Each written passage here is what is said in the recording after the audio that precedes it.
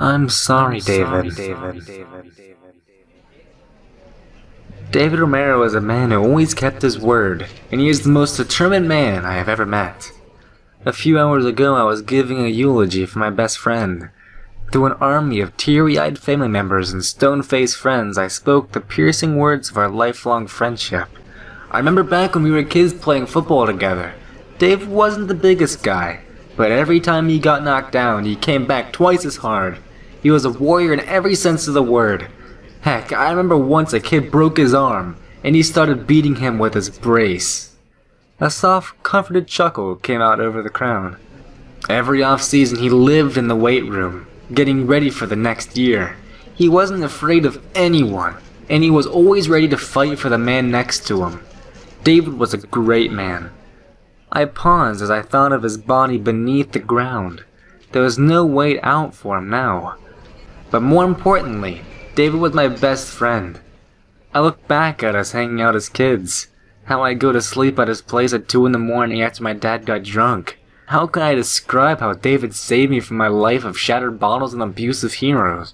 How could I ever do justice for everything Dave has done for me? Whenever the guys would go out partying or screw around, David would be home nose deep in books. When we were out causing trouble, David was applying for college. God, I'm gonna miss you, David. But that doesn't mean he ever stopped being our friend.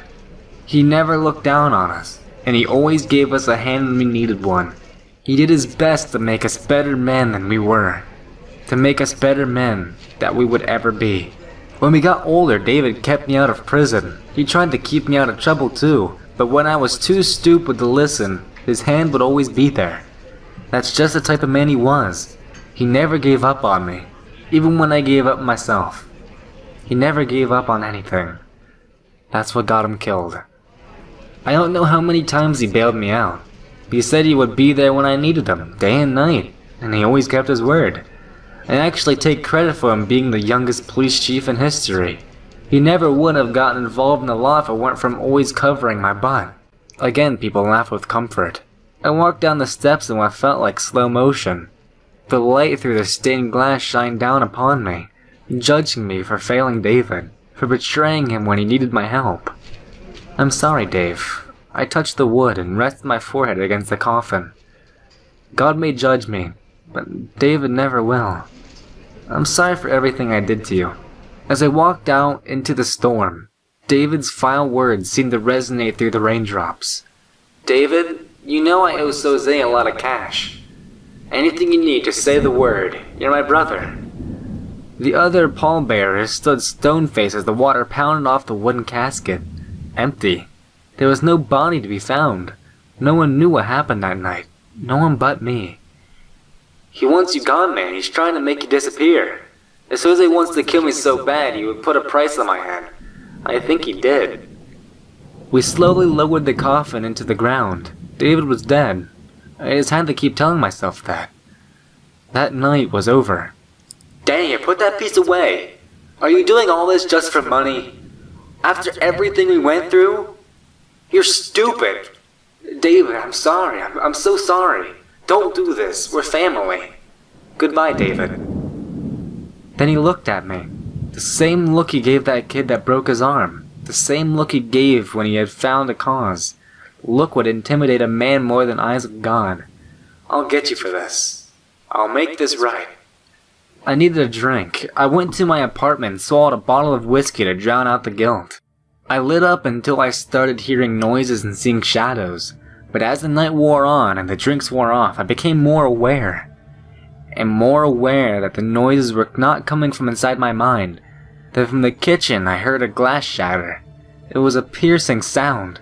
It was followed by a loud pounding against the wall and muffled slurred words. I was still a bit drunk, but as I went to walk over, I tripped over an old textbook. I didn't own any textbooks. What the freak was it doing here? It must have been left under the couch from back from high school. As I finally made it into the kitchen, I saw my old football pads in the back of a chair. They'd been put there just the way we had found them left when we were kids. The face mask hanging off one corner, the center of the shoulder pads in the other. The jersey was still on it. I hadn't seen them in years, yet there they were. but they were smaller than I remember. As I opened my liquor cabinet, papers flooded out onto the floor. They were release papers, more than I could count, more than I could remember. As I looked up, I saw something move past the kitchen window. I heard rustles in the leaves outside. David's words ran through my mind. "I'll get you for this. I'll make this right." Now the door has begun to pound. It won't stop. It only comes back twice as hard every time I ignore it. It keeps getting louder and louder.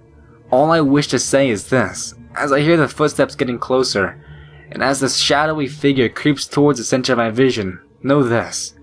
I am sorry for what I did to David Romero. He was and always will be my best friend. He will never give up on me. David Romero was a man who always kept his word, and he is the most determined man I have ever met.